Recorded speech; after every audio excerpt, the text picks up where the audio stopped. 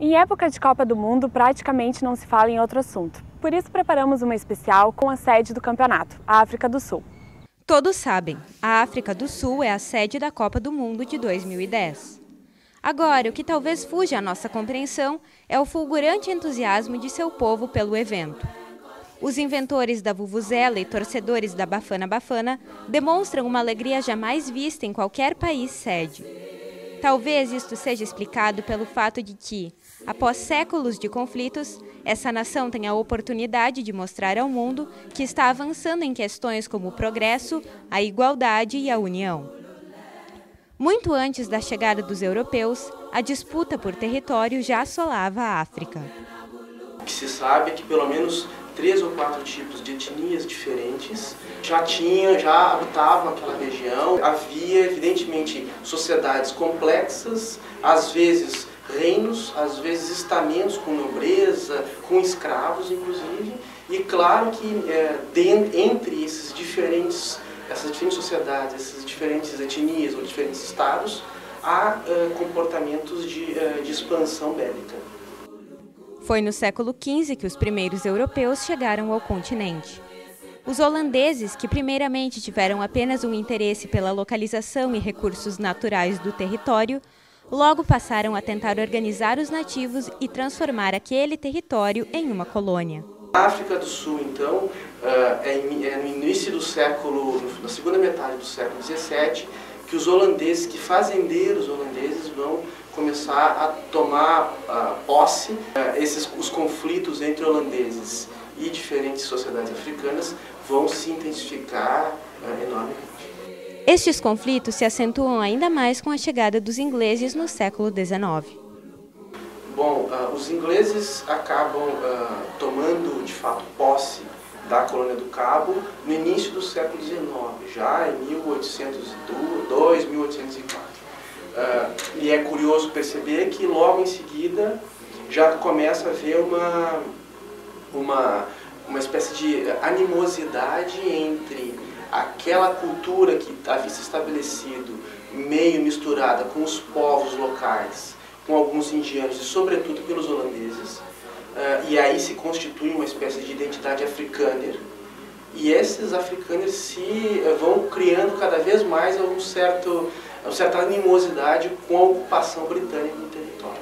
Estrutura-se então uma nova disputa, a dos ingleses contra os chamados boeres, grupo formado por holandeses, franceses, alemães e flamengos que já estavam ali.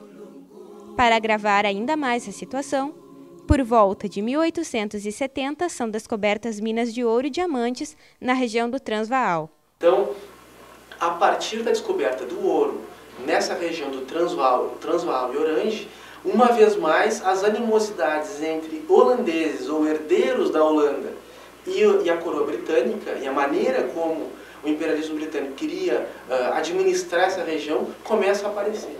Após 2 guerras boerês, a Inglaterra conquista a supremacia política e econômica sobre a África do Sul.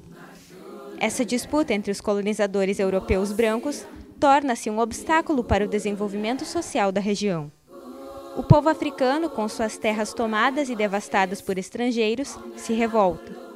O conflito de boerês contra ingleses é substituído então pelo confronto entre brancos e negros.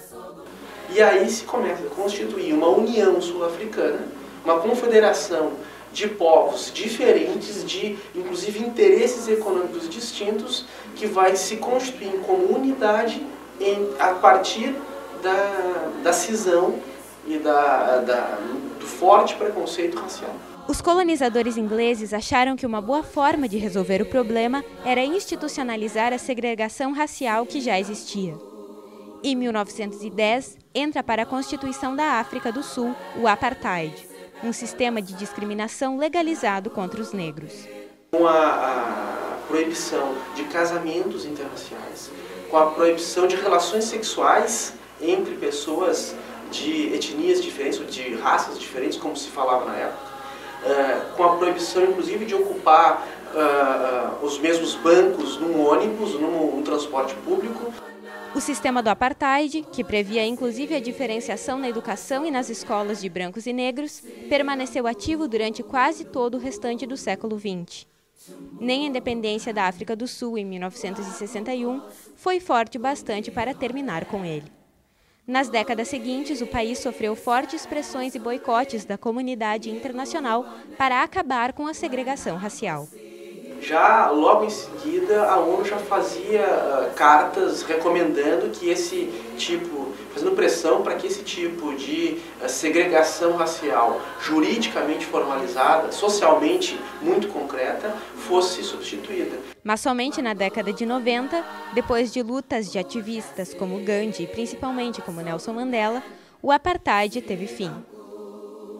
Após anos de segregação e conflitos, a África tenta se reerguer, aos poucos. Sua população é ainda muito pobre. Porém, a alegria despertada pela Copa mostra que seu povo não está desacreditado. Durante a Copa, eles poderão mostrar ao mundo que podem ser uma nação onde existe respeito étnico e que pode sim se desenvolver. A Copa do Mundo vai mostrar grandes cidades, vai mostrar cidades com um potencial de desenvolvimento econômico fortíssimo, cidades com 4 milhões, com 5 milhões de habitantes, com arranha-céus. É bom que a Copa do Mundo esteja na África, porque ela vai permitir que a gente modifique o nosso preconceito.